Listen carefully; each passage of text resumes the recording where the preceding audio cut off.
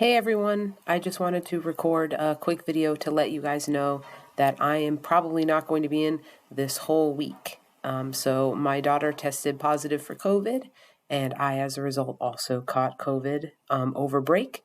I'm hoping that you guys all had a healthy break and none of you guys are sick. So I wanted to just record a quick video that you guys could watch when you start class. This week we are starting our DBQ, and even though I'm not going to be in school, I'm going to be looking at your work from home, and all of the stuff is still going to be on OneNote, and it's going to be on Schoology.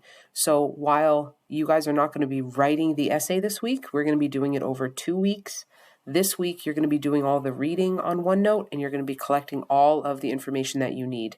I'm going to make sure that I have uploaded my voice reading all the documents.